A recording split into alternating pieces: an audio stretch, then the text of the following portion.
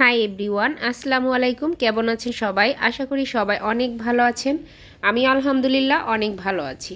তো আজকে আমি প্রায় দুপুর প্রায় 12টা বাজে, পুরো 12টা বাজেনি আর কি। তো যাই হোক, আমি এই যে ভিডিও নিয়ে চলে আসলাম আপনাদের সামনে। তো এখানে দেখতে পাচ্ছেন এটা হচ্ছে 3টা সিক্রেট ড্রিঙ্ক। তো এই 3টা সিক্রেট ড্রিঙ্ক দিয়ে আমি আমার ফাস্টিং ব্রেকটা শুরু করছি। এখানে 3টা জুস আছে। তো আমি হচ্ছে যেহেতু ডায়েট করছি, তো ডায়েটটা আমার ঠিক মতো আসলে মেনটেন করা হচ্ছে না, একটু মেনটেনের মধ্যে আছি। তো আমি এই 3টা ড্রিঙ্কস দিয়ে আমার ফাস্টিং ব্রেকটা শুরু করছি। আমি এখানে 14 ঘন্টা ফাস্টিং করেছি, তারপর এই ব্রেক নিয়েছি আর কি, এই জুস নিয়েছি। তো জুস 3টা কিন্তু দেখতে লুকটা খুবই সুন্দর আর খেতে মাশাল্লাহ। তো যাই হোক, এখানে হচ্ছে আমি যে দুপুরের রান্নাবান্নার জন্য সব কিছু নিয়ে নিলাম, গুছিয়ে নিয়েছি সব কিছু। এই সবজিগুলো কেটে নিয়েছি।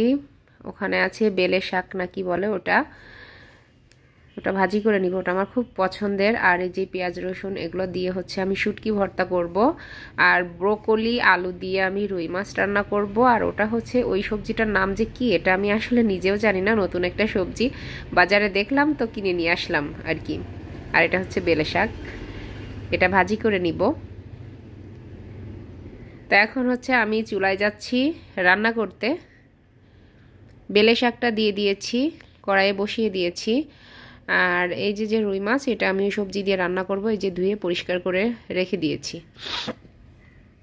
তো এখন হচ্ছে শুটকি মাছ, এই যে আমি গরম পানিতে ভিজিয়ে রেখেছি অনেকক্ষণ আগেই, এর আইস ফেলে দিয়ে আমি তারপর হচ্ছে গরম পানিতে ভিজিয়ে রেখেছি বেশ কিছুক্ষণ ধরে। চেপা শুটকি, এটা আমি ভর্তা করব। তো এটা ভর্তা করার জন্য এখন আমি একটু তেল দিয়ে দিচ্ছি প্যানে। তো একটু তেল দিয়ে ছড়িয়ে দিচ্ছি, দিয়ে এখানে আমি যে রসুন পেঁয়াজ কাঁচামরিচ রেখেছিলাম সেগুলো এখন একসাথে ভেজে নেব। তো আমি এই যে দিয়ে দিচ্ছি। আর আসলে আমার কাছে শুকনা মরিচটা ছিল না, শুকনা মরিচটা যে ছিল না এটা আমার আসলে মনে ছিল না, তাই আমি কাঁচামরিচ দিয়েই করলাম আর কি। কি করব, এখন শুটকি মাছ ভর্তা করার জন্য সব কিছু রেডি করে ফেলেছি, তখন আমার মনে পড়েছে যে আমার আসলে শুকনা মরিচটা শেষ হয়ে গেছে। তো আমি এখন এই কাঁচামরিচ দিয়েই এই কাজটা চালিয়ে নিচ্ছি। এটাও ভালো লাগবে খেতে, তবে শুকনা মরিচ দিলে একটু বেশিই ভালো লাগে আর কি। তো এটা আমি একটু ভেজে নিব। আর ওদিকে যে ড্রিঙ্কসগুলো দেখিয়েছি, আসলে ওই ড্রিঙ্কসগুলো আমি খেয়ে তারপর হচ্ছে 2টা ডিম সেদ্ধ খেয়েছি, খেয়ে তারপর হচ্ছে আমি এই রান্নাবান্নাগুলোর কাজে চলে এসেছি।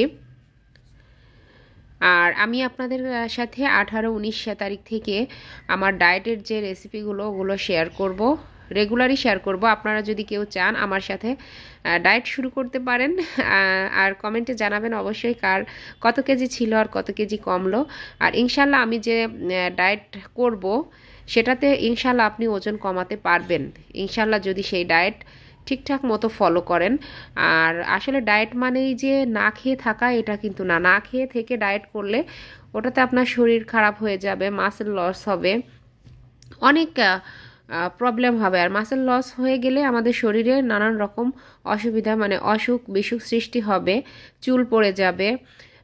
তো আর ডায়েটে হচ্ছে আপনার ডায়েট করলে মানুষের অনেকে চেহারা কুচকাই যায়, তারপর অনেক আনহেলদি অবস্থা হয়ে যায় মানুষের শরীর আসলে।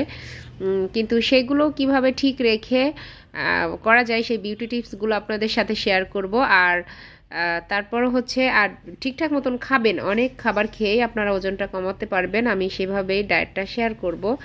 আর ইনশাল্লাহ আপনাদের ওজনটা কিন্তু কমবে। তো আমার ওগুলো ভেজে নেওয়া হয়ে গেছে, একটা থালাতে আমি তুলে নিয়েছি। তো এখন আমি কড়াইতে আবার একটু ধনিয়া পাতা দিয়ে নিব।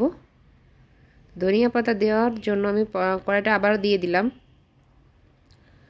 তো এখানে আমি কিছু ধনিয়া পাতা দিয়ে দিচ্ছি, আর ধনিয়া পাতাটা আমি বেশ অনেকগুলাই দিচ্ছি, অনেকগুলো ধনিয়া পাতা দিচ্ছি। আর আমার কাছে এই ধনিয়া পাতা বেশি হলে খেতে বেশি মজা লাগে আর কি।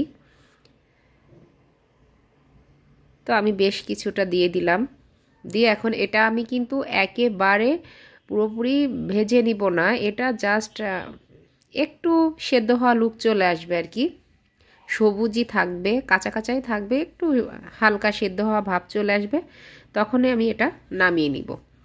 আর ডায়েটের কথা বলছি যেটা, সেটা হচ্ছে আসলে আমি এটা একটা কোর্সে অ্যাড হওয়া, মানে আমার এই ডায়েট চার্টটা থাকবে একটা কোর্স থেকে অ্যাড হয়ে আমি সেই কোর্সটা করছি আর কি, সেই কোর্সটা আপনাদের সাথে শেয়ার করব। যেটা দিয়ে আমি শুরু করব সেটাই আপনাদের সাথে আমি শেয়ার করব। তা আশা করছি আপনারা যদি আমার সাথে এই ডায়েটটা শুরু করেন, ইনশাল্লাহ আপনাদের কিন্তু অনেক ওয়েট লস হবে। আর এই ওয়েট লসটা, এই জার্নিটা থাকবে ঈদের আগের দিন রাত পর্যন্ত, চাঁদ রাত পর্যন্ত। তো চাঁদ রাত পর্যন্ত মোট 40 দিনের ডায়েট চ্যালেঞ্জ থাকবে এটা। তো ইনশাল্লাহ আপনারা ঈদে কিন্তু নিজেকে অনেক সুন্দর করে ফেলতে পারবেন। আর তার সাথে তো বিউটি টিপস থাকবেই। তো আপনারা যদি চান তাহলে কিন্তু অবশ্যই আমার সাথে এই ডায়েটটা শেয়ার মানে আমার সাথে শুরু করতে পারেন। 18 থেকে হয় আমি 18 তারিখ থেকে শুরু করব, না হয় 19 তারিখ। আমার ভিডিও রেগুলার আপনারা দেখতে থাকবেন, তাহলে আপনারা জানতে পারবেন আমি 18 তারিখ থেকে শুরু করছি নাকি 19 তারিখ থেকে শুরু করছি।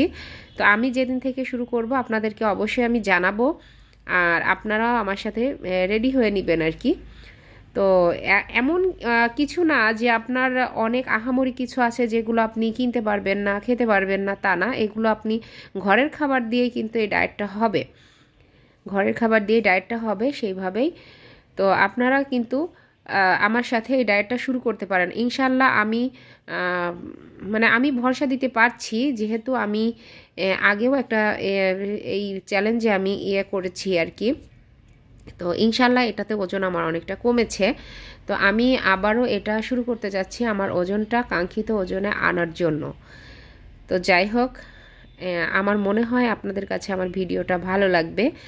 আর এই যে আমি রুই মাছ রান্না করে নিচ্ছি ব্রোকলি আর আলু দিয়ে। আর এই যে শুটকি মাছ আমি এই যে চাপা শুটকি ভর্তার জন্য রেডি করে রেখেছি। তো যাই হোক, এই যে আমার রান্নাবান্না শেষ। এই যে মাছ রান্না করেছি, বেলে শাক ভাজি করেছি, আর ওই যে সবজিটার কথা বললাম আসলে ওটা যে কী সবজি এটা আমি নিজেও জানি না, শুটকি মাছ ভর্তা। তো এই যে আমার খাবার। তো এখানে আমি একটা জিনিস নিতে ভুলে গেছি, এখানে আমি সালাদটা অ্যাড করতে ভুলে গেছি। তো সালাদটা কিন্তু নিশ্চয়ই খেতে হবে, অবশ্যই খেতে হবে সালাদটা।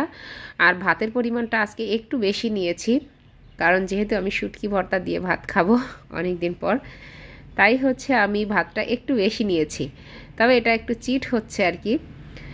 তো ভাতের পরিমাণটা অবশ্যই আছে, এটা ঠিক রাখতে হবে। ভাত খেয়ে রুটি খেয়ে কিন্তু আমরা ওজন কমাবো, ভাত বাদ দিয়ে কিন্তু আমরা ওজনটা কমাবো না।